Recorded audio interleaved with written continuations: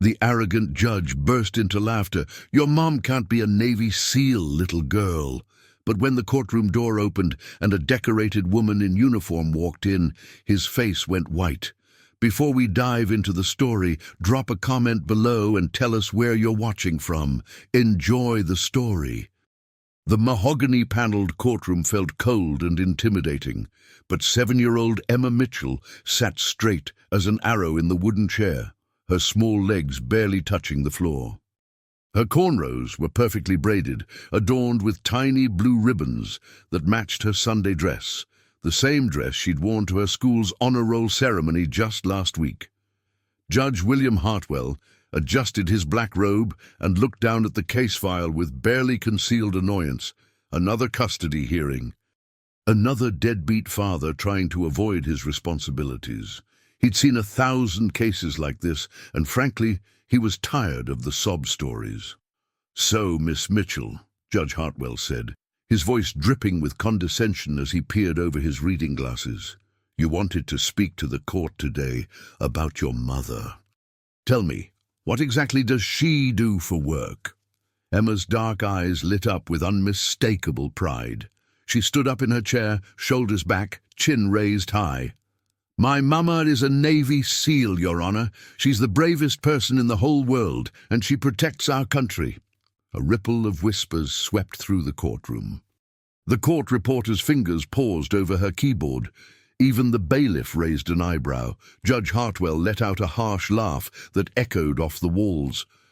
"A Navy SEAL? Sweetheart, I think you're confused. Your mother is probably a janitor, or maybe works in the mess hall. Women don't become SEALs and people like." He paused, his eyes scanning Emma's appearance with obvious disdain.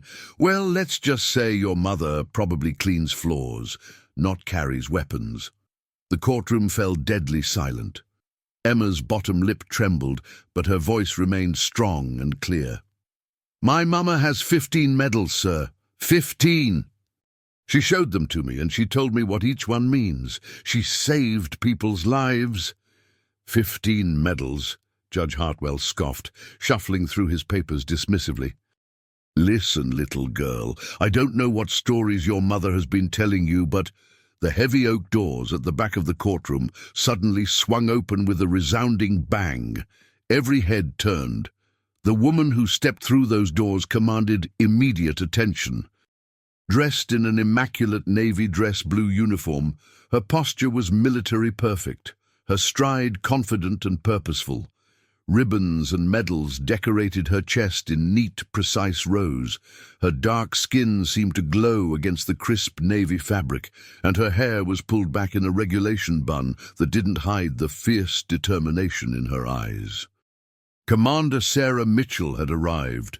Judge Hartwell's face went completely white. His mouth fell open as he stared at the woman walking down the aisle toward the bench. The uniform was unmistakable. The bearing was unmistakable. The sheer presence was unmistakable. Emma turned in her chair and broke into the biggest smile anyone in that courtroom had ever seen. "That's my mama." The judge's gavel slipped from his suddenly trembling fingers and clattered onto his desk. What happened next would change everything. Judge Hartwell's face flushed crimson as Commander Sarah Mitchell approached the bench with measured, confident steps. 20 years on the bench, and he'd never felt this small, this exposed.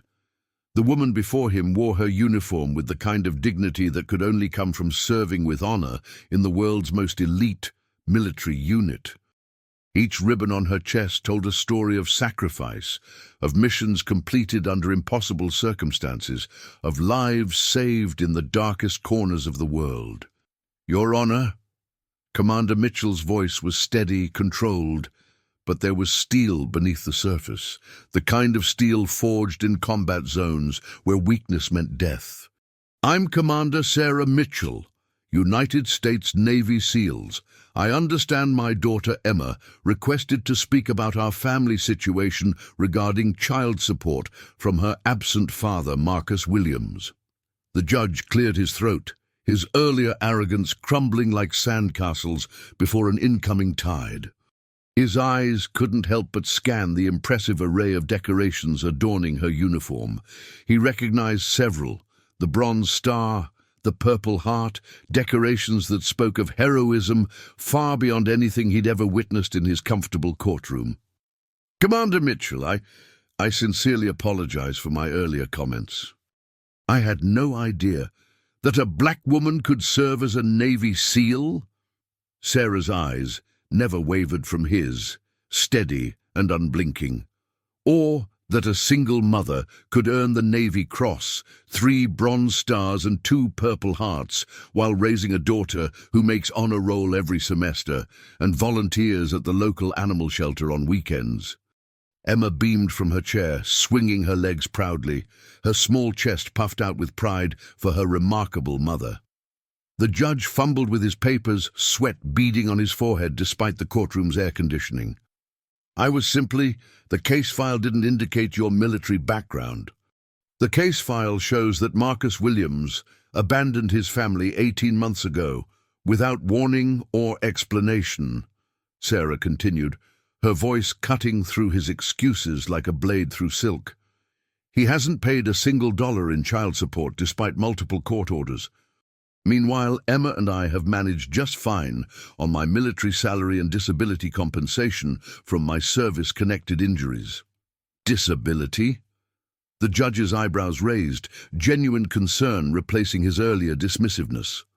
Sarah's jaw tightened slightly, the only sign of the pain she carried both physically and emotionally. 3 tours in Afghanistan, Your Honor. Fallujah, Kandahar, and Helmand Province.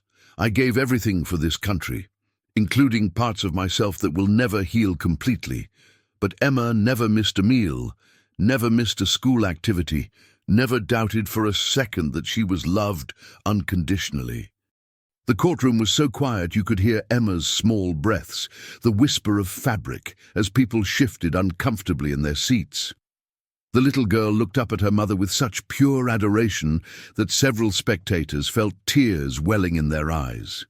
"Now," Sarah said, placing a protective hand on Emma's shoulder, "my daughter has something important to tell you about why we're really here today." But just as Emma opened her mouth to speak, the courtroom doors burst open again with a bang that echoed through the solemn chamber. This time it was Marcus Williams, and he wasn't alone. Marcus Williams strutted into the courtroom like he owned the place, his expensive Italian suit and gold Rolex watch glinting under the harsh fluorescent lights. His hair was perfectly styled, his shoes polished to mirror brightness, everything about him screaming money and privilege. Behind him walked a woman in designer clothes that cost more than most people's monthly salary. Her arm linked possessively through his, her bleached blonde hair swept into an elaborate updo that had clearly required professional attention. Emma's face immediately fell, her earlier confidence evaporating like morning mist. She instinctively moved closer to her mother, seeking the comfort and protection that only Sarah could provide. "Sorry I'm late, Your Honor," Marcus said, with that charming smile that had once swept Sarah off her feet 10 years ago during her brief leave between deployments. "Traffic was absolutely terrible coming from the country club. You know how these charity golf tournaments run long when there's serious money on the table." Sarah's military training kicked in automatically, her posture straightening even more, her hands clasping behind her back in a perfect parade rest position. She'd faced enemy fire in the treacherous mountains of Afghanistan, survived IED explosions that should have killed her, but seeing the man who'd abandoned their precious daughter felt like a different kind of battle, one where the wounds were emotional and somehow cut deeper. "Mr. Williams," Judge Hartwell said, visibly relieved to have the focus shifted away from his earlier embarrassing display of prejudice. "We were just discussing your daughter's request to address the court regarding ongoing child support issues." Marcus barely glanced at Emma, treating her like a piece of furniture rather than the brilliant, sensitive child she was. "Yeah, about that whole situation. I've been meaning to get caught up on those payments. Business has been, let's say, challenging lately. You understand how these economic fluctuations affect investment portfolios. Challenging? Sarah's voice could have cut through reinforced steel. You posted pictures from your 3-week Bahamas vacation on social media last week. Your new Porsche Cayenne was featured in the local country club newsletter's member spotlight section just yesterday. The blonde woman beside Marcus, who couldn't have been much older than 25, whispered something urgently in his ear, her perfectly manicured nails gripping his arm. He nodded and straightened his tie with practiced arrogance. "Your Honor, I'd like to formally petition for joint custody," Marcus announced. "Emma should spend equal time with both parents. Every child deserves a father figure, and I'm ready to step up to my responsibilities." Emma's small voice cut through the courtroom like a knife. "I don't want to go with him.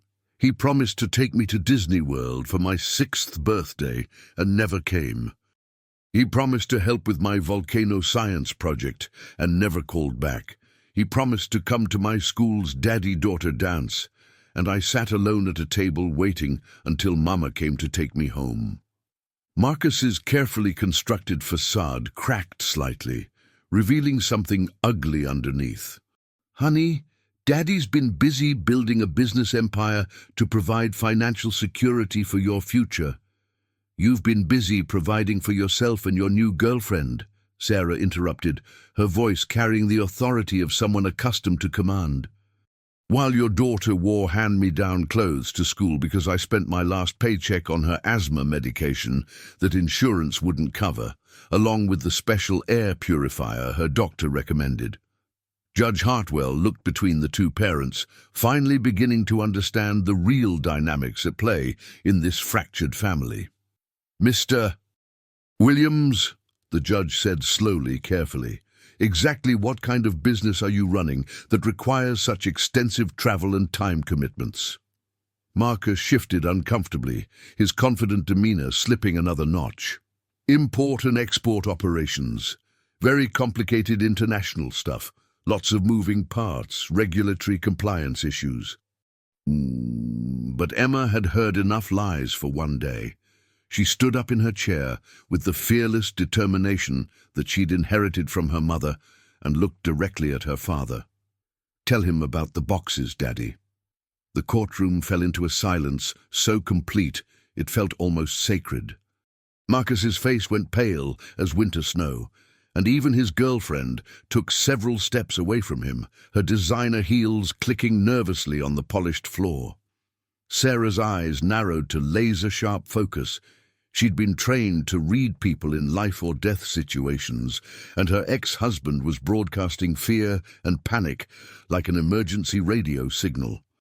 "What boxes, sweetheart?" Judge Hartwell asked gently, his voice taking on the patient tone he'd learned to use with children during his years on the family court bench. All traces of his earlier harshness had completely evaporated, replaced by genuine concern for this remarkable little girl. Emma looked up at her mother for permission, seeking the reassurance that had guided her through every difficult moment of her young life.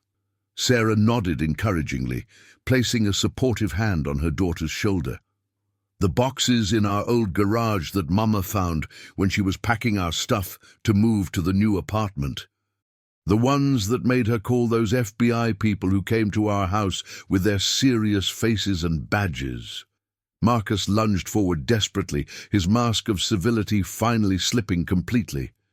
"Emma, you don't understand what you're talking about. You're just a child." "That's enough!" Sarah's command voice filled the courtroom like thunder, the same tone that had directed SEAL operations in hostile territory and saved countless lives. Marcus froze mid-step as if he'd hit an invisible wall. "Don't you dare intimidate our daughter. You lost that right when you walked out on her." Judge Hartwell leaned forward intensely, his legal instincts telling him that something far more serious than child support was about to unfold. "Commander Mitchell, perhaps you could explain in detail what your daughter is referring to." Sarah reached into her military-issue briefcase and pulled out a thick manila folder, its contents carefully organized with the precision that had made her one of the Navy's most decorated female warriors. 3 weeks ago, while packing to move us to base housing, where Emma would have access to better schools and medical facilities, we discovered several boxes hidden behind old Christmas decorations in our former family garage. Boxes that Marcus had apparently forgotten about when he hastily moved out 18 months ago. She handed the folder to the bailiff with crisp efficiency, who passed it to the judge with appropriate reverence. Those boxes contained extensive documentation of illegal arms sales to unauthorized dealers across 3 states.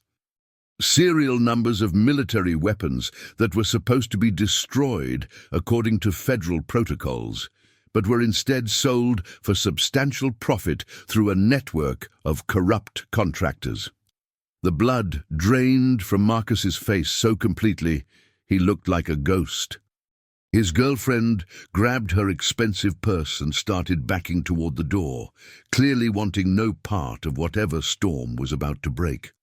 "Your Honor," Sarah continued with military precision, "I immediately contacted federal authorities as required by my security clearance and oath of service. The FBI has been conducting a comprehensive investigation for 3 weeks. What we discovered is that my ex-husband has been systematically using his military contractor connections to steal government property and resell it to the highest bidders, regardless of their intentions or backgrounds." Emma nodded solemnly, her young face serious beyond her years. "Mama said Daddy was doing bad things with soldier stuff, and that good people have to tell the truth even when it's scary. That's why we had to talk to those nice FBI ladies who brought me coloring books."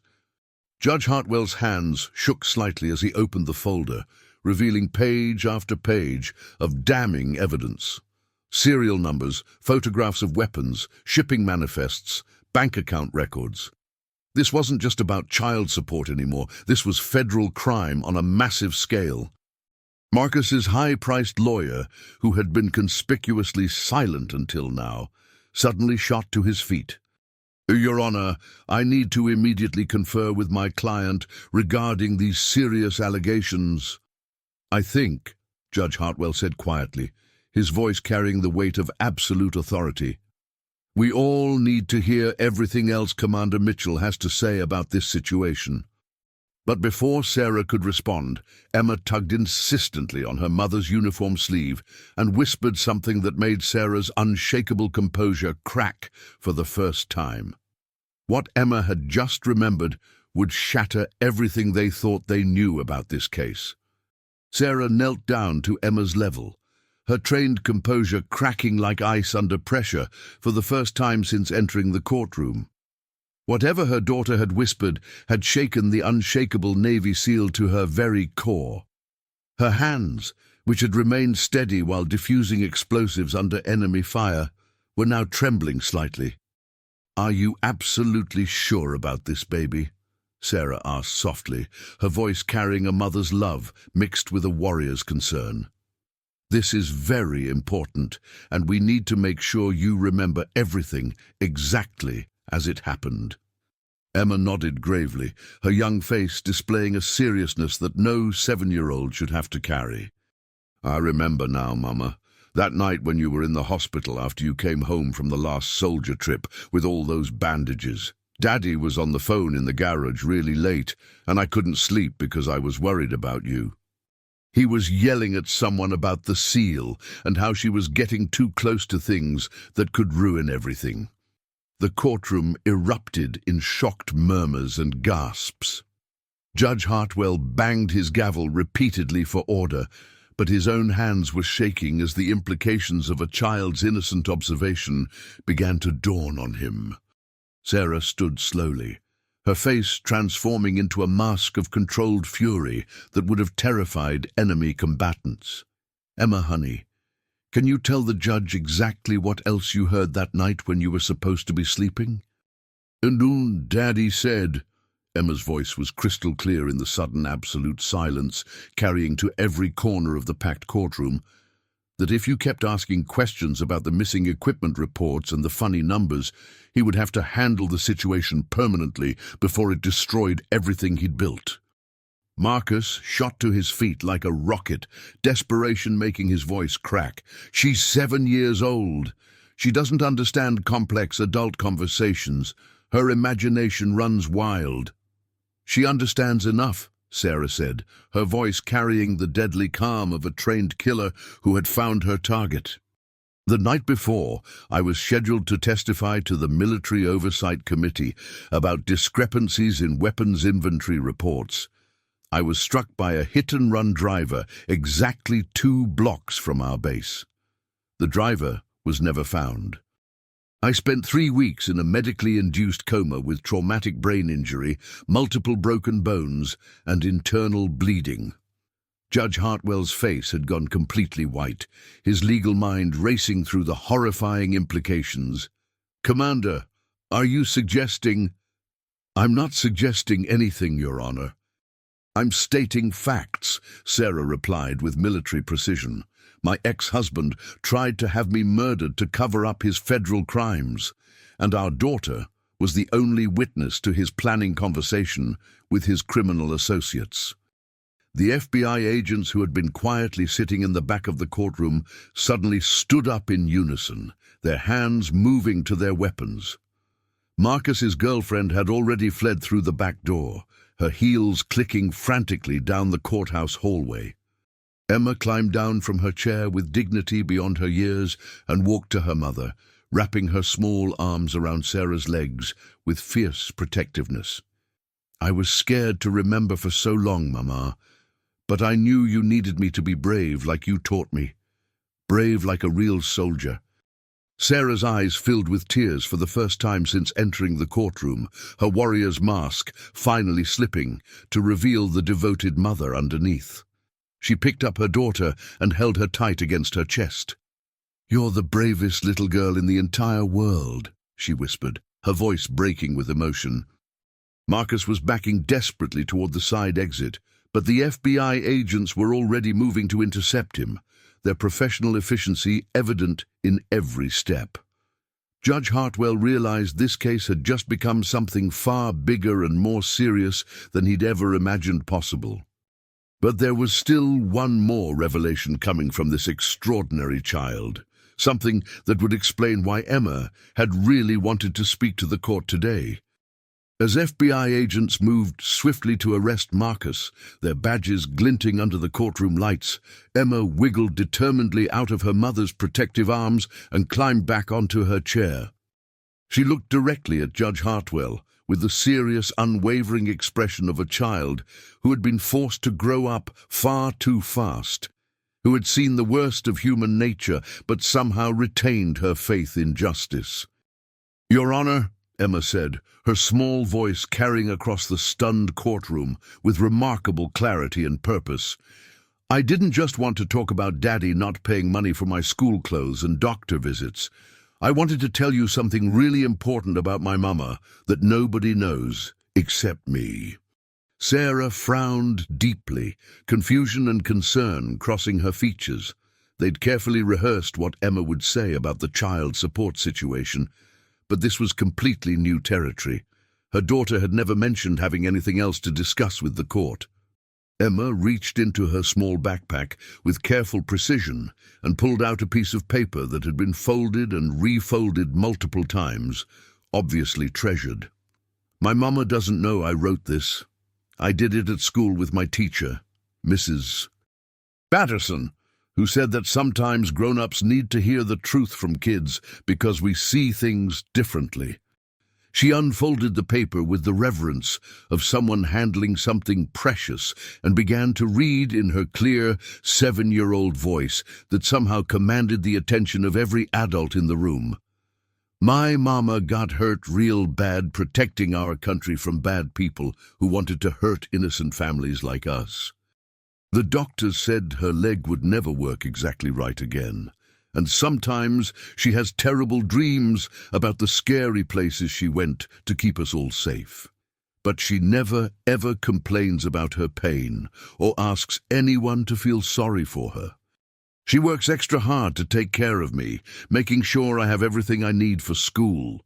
And she still finds time to help other soldier people who are sad and hurt and lost. Sarah's breath caught in her throat, her eyes wide with amazement. She had no idea Emma had been paying such close attention to her private struggles and sacrifices. Emma continued reading with growing confidence. Every Saturday morning, my mama drives to the Veteran Center downtown and talks to soldiers who are crying or angry or can't sleep at night because of bad memories. She helps them feel better about themselves and teaches them that being hurt doesn't make them weak. She doesn't get paid any money for this, but she says it's the most important job she has besides being my mama.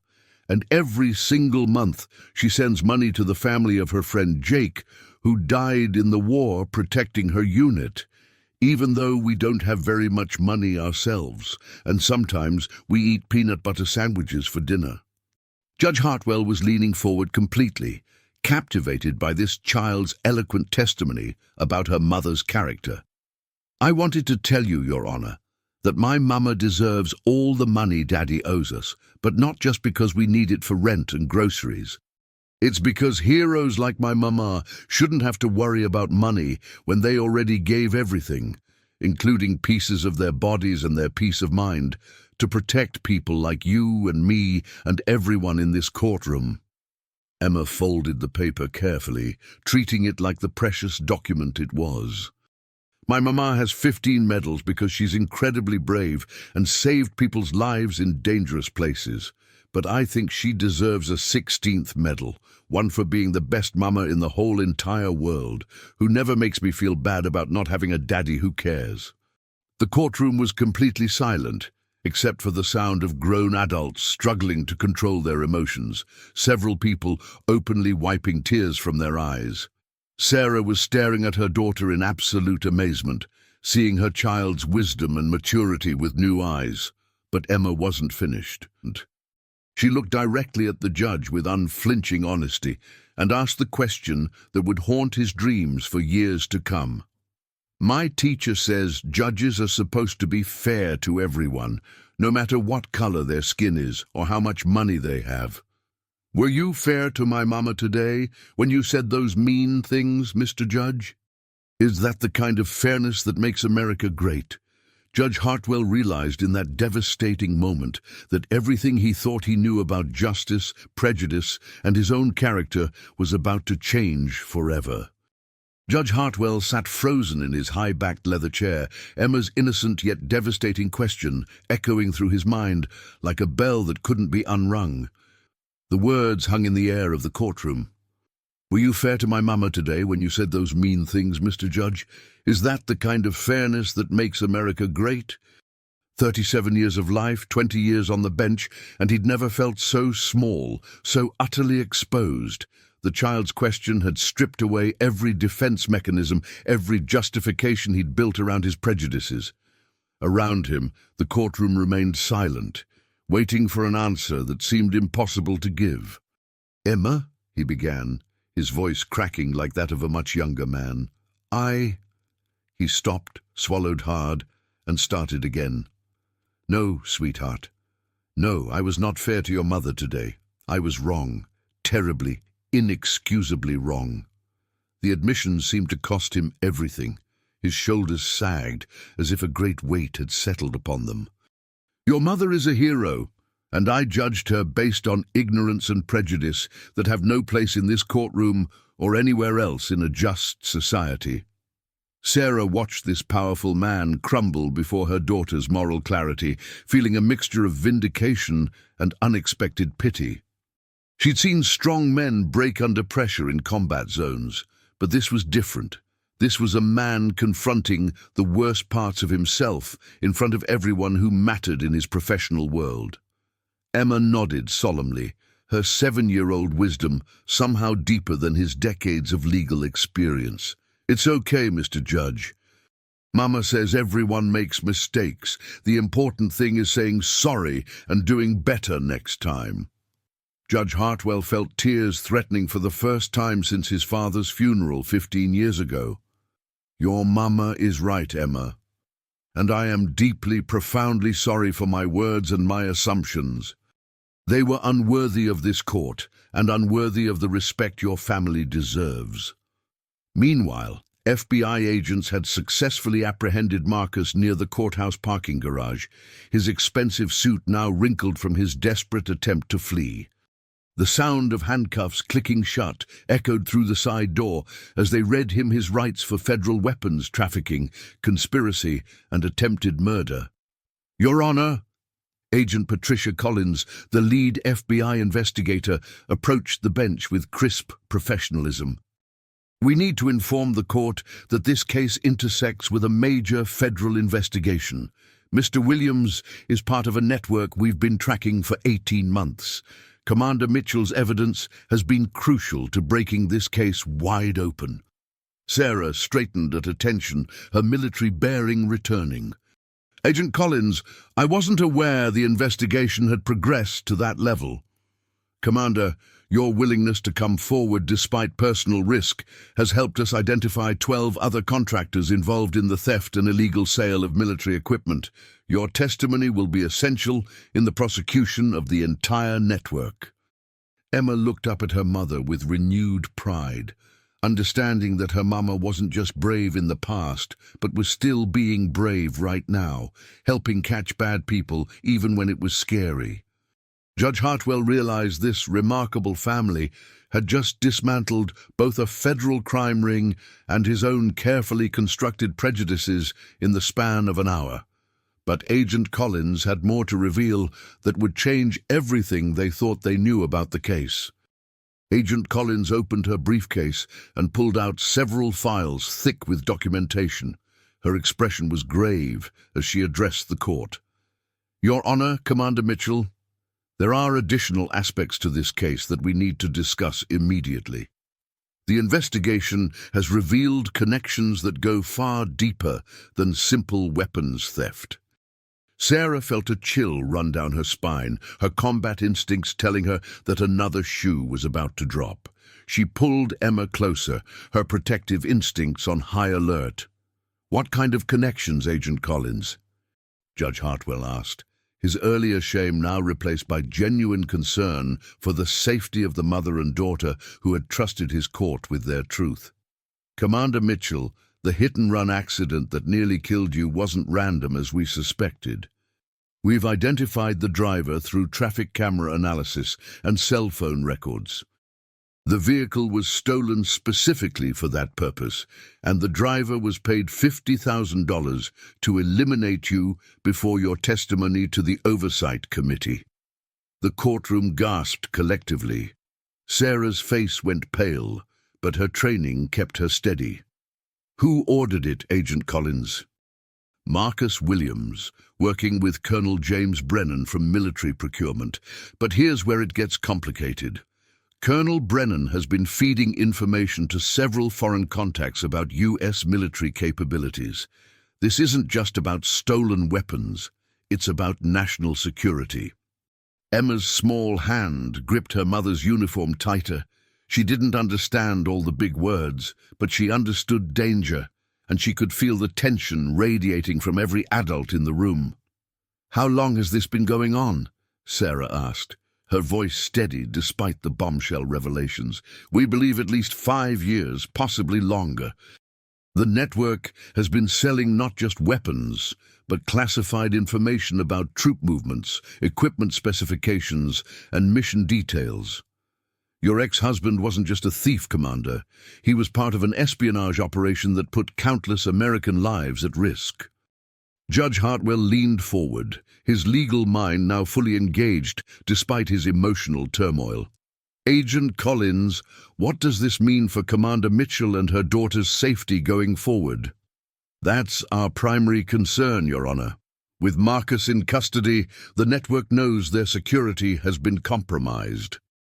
Commander Mitchell and Emma may still be targets because of what they know and what they've testified to here today. Sarah's jaw tightened. She'd survived enemy fire in Afghanistan, but the thought of her daughter being in danger because of her father's betrayal ignited a fury deeper than anything she'd felt in combat. "What kind of protection are we talking about?" she asked. "We'll need to relocate you both temporarily while we complete arrests of the remaining network members. We're talking about a minimum of 6 months in protective custody, possibly longer." Emma looked up at her mother with worried eyes. "Mama, does this mean I can't go to school with my friends?" Sarah's heart broke a little more. Her daughter had already sacrificed so much because of Marcus's choices. Now she might lose even more. But Agent Collins had one more revelation that would turn everything upside down. "Commander, there's something else. Something about your original mission in Afghanistan that you need to know." Agent Collins pulled out a classified folder marked with red security seals. "Commander Mitchell, I need to tell you something about your final mission in Helmand Province. Something that Command couldn't reveal at the time due to ongoing operations." Sarah's military posture stiffened as memories of that last mission flooded back, the mission that had nearly cost her life and left her with permanent injuries. "What about it, Agent Collins?" "The intelligence that led to that mission came from communications intercepted from Marcus Williams and his network. They were selling information about planned SEAL operations to hostile forces. The Taliban knew you were coming." The blood drained from Sarah's face. Emma sensed her mother's distress and wrapped her small arms around Sarah's waist, offering comfort even though she didn't understand the conversation. "That mission was supposed to be a routine reconnaissance," Sarah said slowly, her voice barely above a whisper. "We walked into an ambush. 3 good men died that day. Jake Morrison, Tommy Chen, Michael Rodriguez. They died because your husband sold information about your team's movements for profit," Agent Collins confirmed grimly. "The network made $300,000 from that intelligence sale. The Taliban paid premium prices for SEAL operation details." Judge Hartwell watched as this decorated war hero processed the devastating truth that her own husband had orchestrated the deaths of her teammates and nearly caused her own death for money. Sarah's hands clenched into fists, her breathing becoming controlled and measured, the breathing techniques that had kept her alive in combat situations. "Marcus knew the mission details because I mentioned the general area during a video call home. He was asking about my deployment timeline, saying he missed me. He was gathering intelligence to sell, Commander. Every conversation, every detail you shared, in good faith as his wife, was being monetized and weaponized against you and your team." Emma looked up at her mother and saw something she'd never seen before. Not anger, not sadness, but a kind of profound betrayal that went deeper than personal hurt. Her mama was realizing that the man she'd loved and trusted had caused the deaths of her military family. The disabilities you live with, the nightmares, the survivor's guilt, all of it stems from a mission that was compromised by the man who promised to love and protect you, Agent Collins continued. "I'm sorry you had to learn this truth in this way, but with the federal prosecution moving forward, it was going to come out in testimony." Sarah closed her eyes for a moment, and when she opened them, Emma saw the same determination that had made her mother a legendary warrior.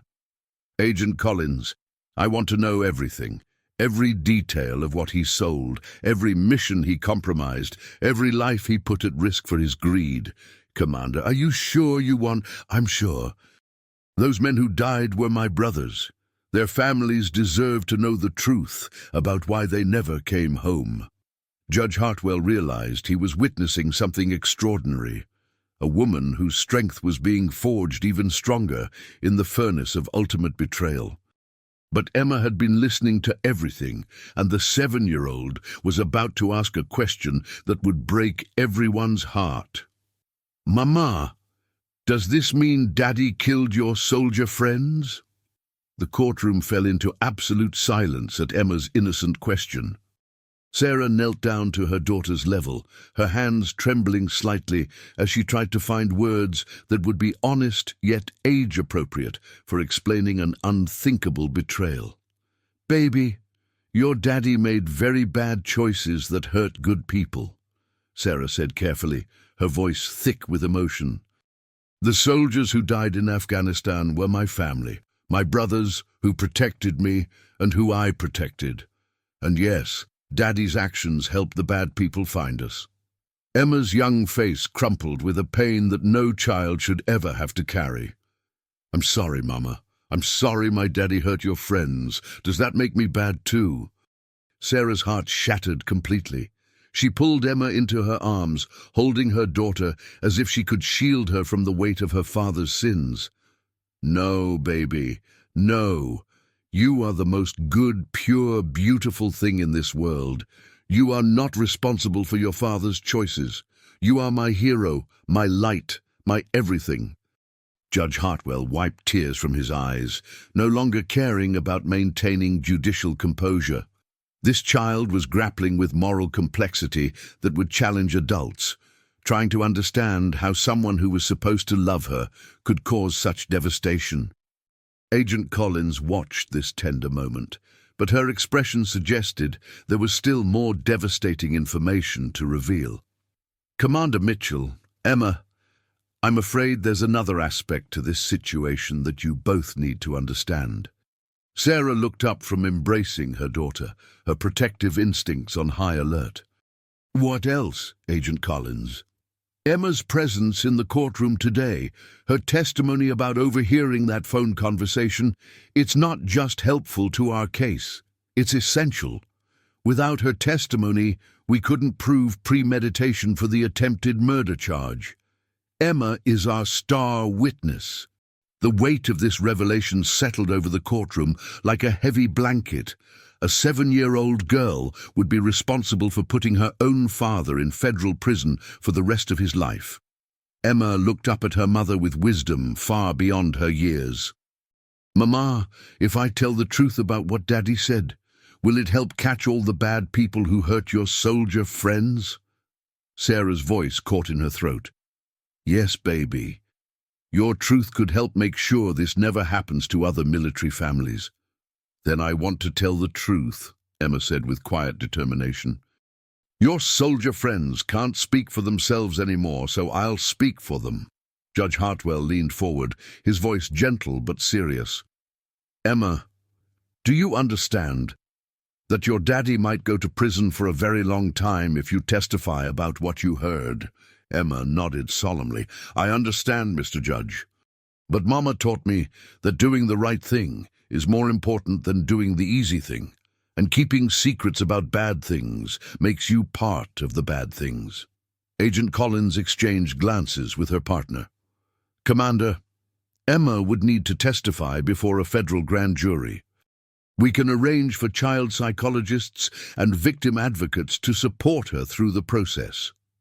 "I'll do whatever it takes to support her," Sarah said firmly, "but I need to know, will testifying put her in more danger?"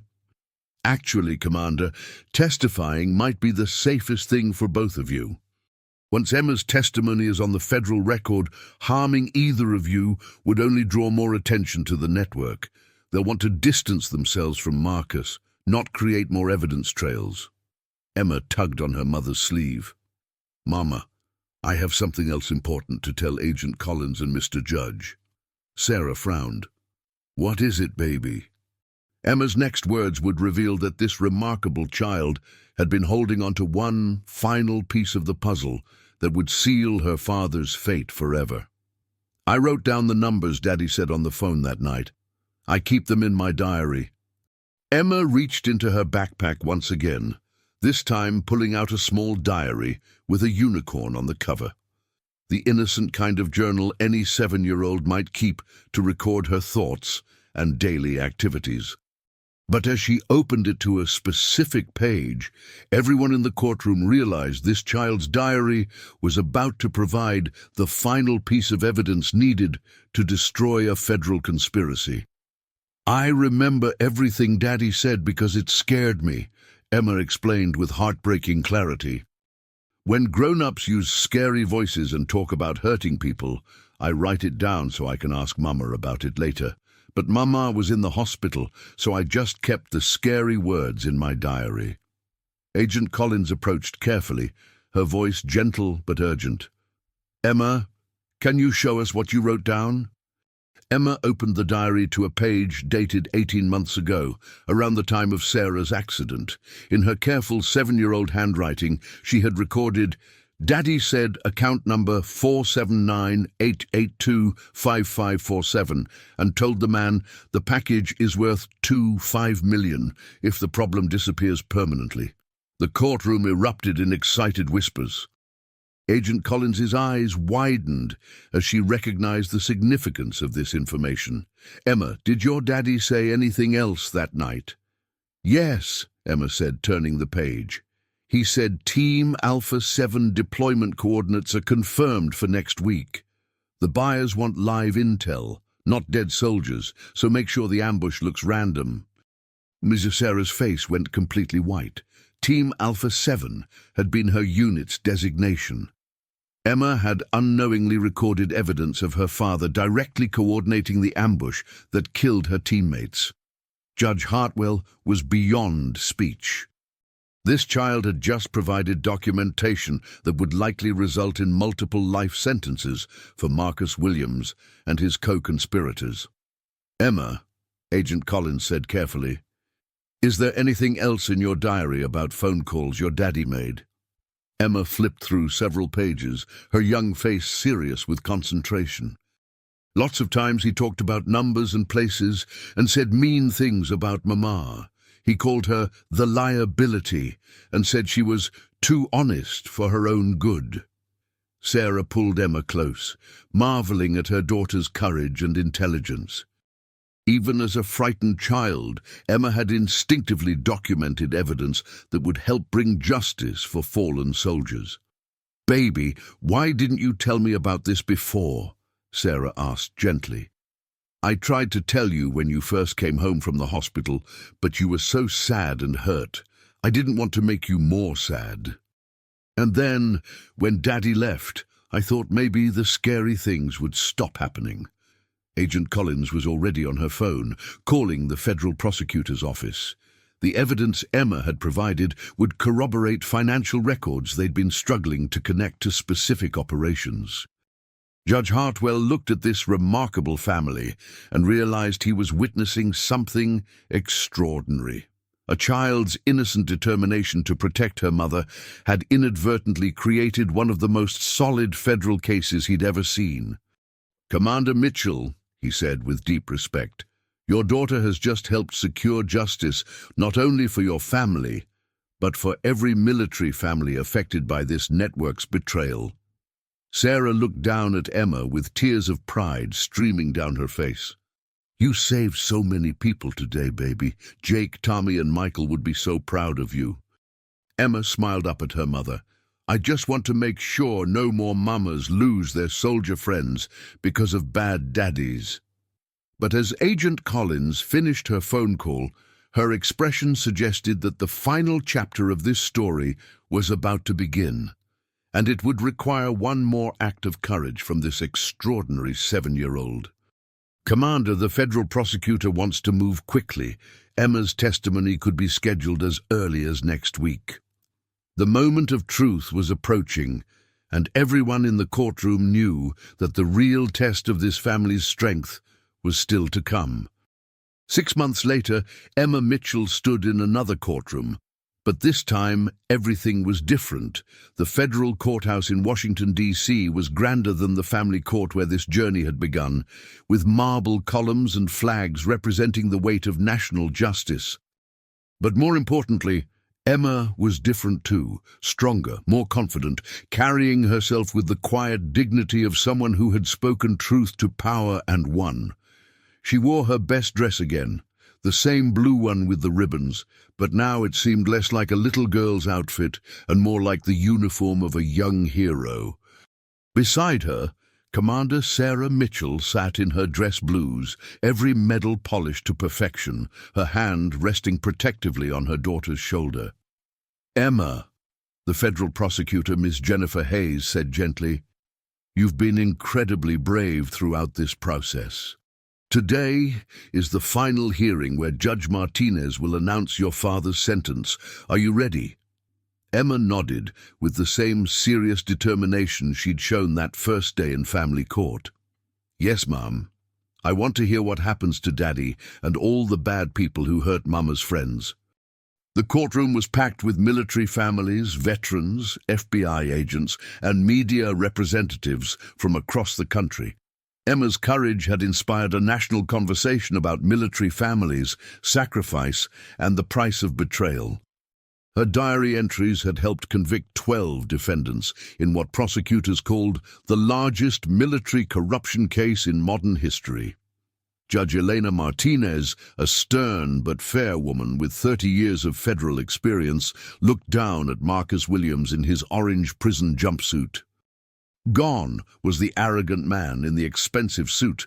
18 months in federal custody awaiting trial had broken his spirit completely. "Mr. Williams," Judge Martinez began, her voice carrying the weight of absolute authority, "your betrayal of our military personnel represents the lowest form of treason. You sold information that directly resulted in the deaths of 3 Navy SEALs and the permanent injury of your own wife. The court sentences you to life in federal prison without the possibility of parole." Emma didn't flinch at the words. She had prepared for this moment, understanding that her daddy would never come home again. But instead of sadness, she felt something deeper, a sense that justice had been served for Jake, Tommy, and Michael. "Furthermore," Judge Martinez continued, "the financial penalties and asset forfeiture will provide $25 million in compensation to affected military families, including full college scholarships for children of fallen service members." Sarah squeezed Emma's hand. They had refused any settlement money for themselves, requesting instead that everything go to other military families who had suffered losses. After the formal proceedings, a crowd gathered outside the courthouse. Emma found herself surrounded by veterans, their families, and reporters who wanted to speak with the little girl who had brought down a national security threat with nothing but her honesty and courage. "Emma," one veteran asked, tears in his eyes, "what would you say to other kids who might be scared to tell the truth about bad things they've seen?" Emma thought carefully, the way her mother had taught her. "I'd tell them that sometimes grown-ups do scary things, but that doesn't mean kids have to keep scary secrets. And when you tell the truth, good people will help you stay safe." A reporter held up her microphone. "What's next for you and your mom?" Emma smiled, the first completely carefree smile anyone had seen from her in months.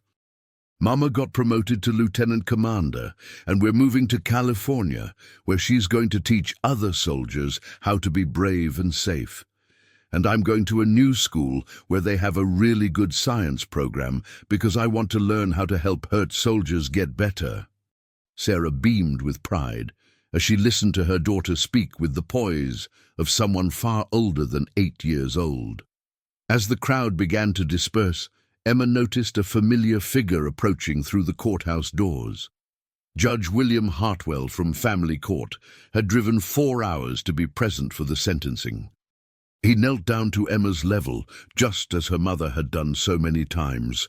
"Emma, I wanted to be here today to see justice served, and to thank you personally for teaching me something very important about fairness and courage." "What's that, Mr. Judge?" Emma asked. "You taught me that real justice isn't about being right. It's about being willing to learn when you're wrong and doing better next time. Because of you, I've changed how I listen to people in my courtroom. I look for their character, not their appearance." Emma hugged the judge who had once been so cruel to her mother. "Thank you for saying sorry and learning to be better, Mr. Judge. That's what heroes do." As they walked toward their car, Sarah put her arm around her daughter. "Are you ready for our new adventure in California, baby?" Emma looked back at the courthouse one final time, then up at her mother. "I'm ready, Mama. We did the right thing, didn't we? We did the right thing, Sarah confirmed. And because of your courage, no other military families will be hurt by people like your father. Hand in hand, the Mitchell women walked toward their future, a decorated war hero and the 8-year-old girl whose simple demand for truth and justice had reminded an entire nation what real courage looks like. Sometimes the smallest voices carry the most powerful truths, and sometimes a child's love for her hero mother can change the world.